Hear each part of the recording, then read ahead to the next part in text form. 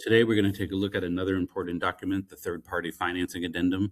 This is used for anything other than cash, pretty much. I know some people are going to say, what about this? What about that? Yes. So if it's not cash, for most homes, you're going to use this. There's a different form we'll talk about another time, or maybe even do a sneak peek at the end and share it. We'll see how we're feeling. Well, I'm Andrew, real estate trainer and broker here in San Antonio, Texas area. If you're looking to learn more, feel free to join, like, and subscribe to the channel. We'd love to have you. Feel free to jump on and join the family. We're going to get right into it. Don't want to waste a lot of time. So right now, again, this is what this is saying, that right here, type of financing, duty to apply. The first part here, what you're looking for is you're going to need to fill out which type of loan you have. And I have FHA for an example in here. So if it's conventional, you can put in here. If it's a second mortgage loan, excluding any PMI. If it's a Texas vet, that's a different type, like Texas Land Board. That's what the Texas Veteran or Texas VLB, any type of loan like that. The FHA is one a lot of people go over. I'll go over, talk about why I should fill that one in a minute. The VA guaranteed for VA, USDA. There is now one in here for reverse mortgage or a home equity conversion loan. Anything like that you have to fill out. And also there's one as other financing. So if you're doing special financing, you need to have that in there as well. Now, when you do like seller financing, you have to have that seller financing addendum now as well as part of that. And I'll show you, I'll jump back real quick to the 1 to 4 and show you in the 1 to 4, when you have that open here and you go down here to the financing type, see right here, depending on the type, third-party financing, loan assumption, or seller's financing addendum. Today, we're looking at the third-party financing, okay? So if it was a loan assumption, you would actually have to have a different addendum for that. If it's seller financing, you have to have a different addendum to that. So that's where we're getting this form and why it's important. So if you're doing any kind of traditional or non-traditional financing, you do need this form. And I'm just going to grab back into our third party. So here it is. So again, all these type of loans you'd fill in. And for example, I did FHA because I did 203B, which is your normal FHA loan, which most people think about it. Now there is a FHA loan you can get to do kind of like do repairs, get a renovation loan. I think it's called 203K like kilo instead of the 203B like Bravo. Most people are going to do 203B, the regular home, for like 3.5% down, et cetera, et cetera. Now it says, for an example, what you're doing here, this is what you're financing, not the loan amount. I should say not the purchased amount. It is the loan amount. Sorry about that. This is what you're financing, which is the loan amount, not including the purchase amount. And then it's going to go through like 30 years, for example. And then your thing you need to pay attention to is the percent here. And the reason that's important, if I'm being approved at 5% or 6%, or if I put that in 5% and my loan says a 7%, that's going to kind of mess that up. So make sure this percent matches what's on the pre-approval letter, and you can even go 1% higher because it can go not to exceed because you can be under that percent. So I recommend going higher so that you're covered. So if I'm approved at 7%, put 8. It doesn't matter. You can have 10. It doesn't matter. It just can't exceed that amount for the first 30 years or whatever. And then you have to make sure that the loan origination charges, most people cap that at 1%. So this kind of helps you. This is a little more in depth. The VA has one very similar, except it doesn't have different loan names. Just make sure you pay attention to the percent and have that filled out. Now the approval for financing down here at the bottom. So this would be like up here at the top, you're at 1, and then whatever type of loan. This is section 2.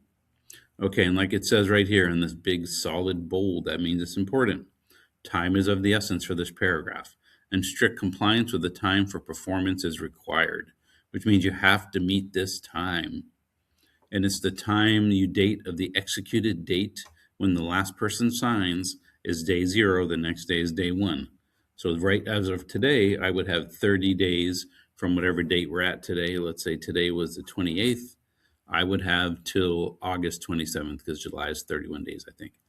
So then that would give you your 30 days. Now, most people here in our area, in the San Antonio area, will put do put 21 days. That's kind of a standard in our area. That gives them, about 3 weeks to get everything put together.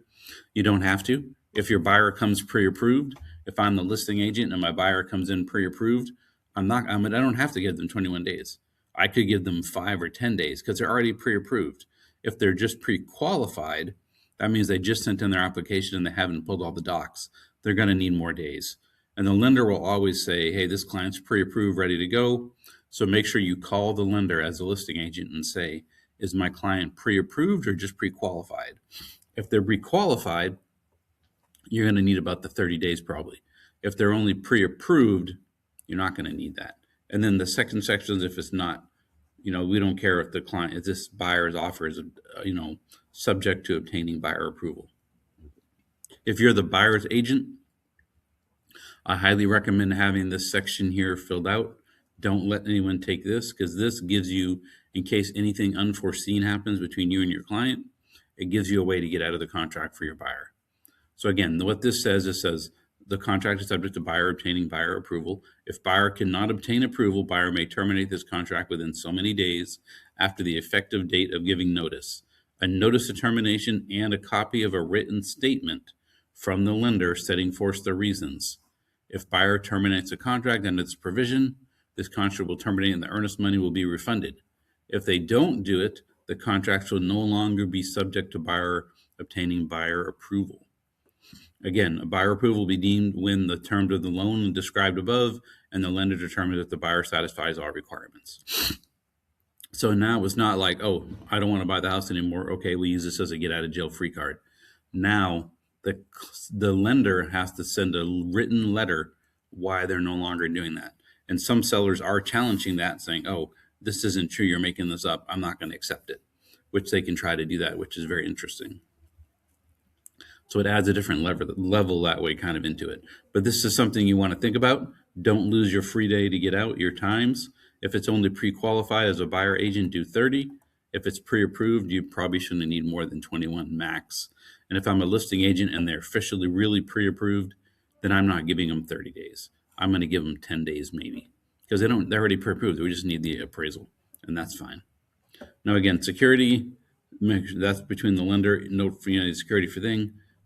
It's again, if required by buyer's lender, each note should be financed above by vendors and deed. That's why you have a house. It secures everything. FHA VA requirement provision. What this does is you can see right here, FHA or VA financing.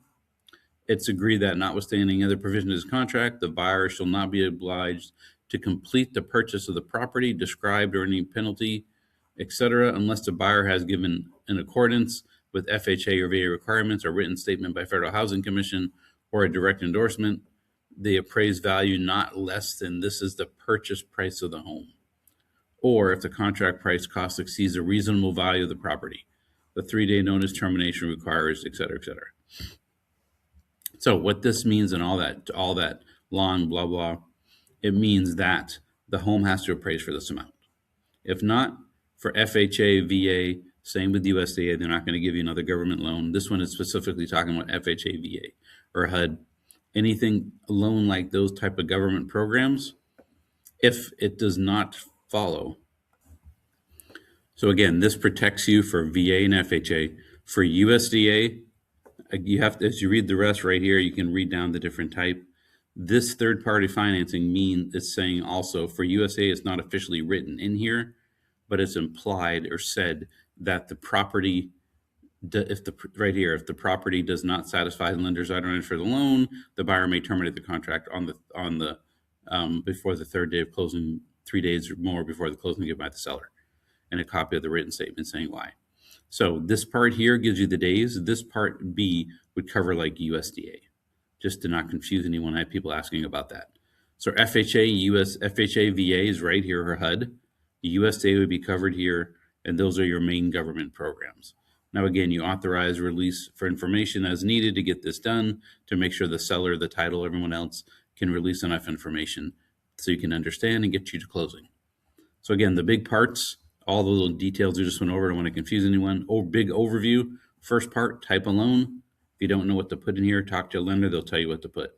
Section 2, the amount of days you have financing. This covers USDA, has to appraise still. Section 4, this is the purchase amount. Section 1 is the financed amount. Okay, and then everyone signs, and then you have it. Hopefully that helps out. If you have any questions, please let me know, and then comment what you would like to see for the next contract piece.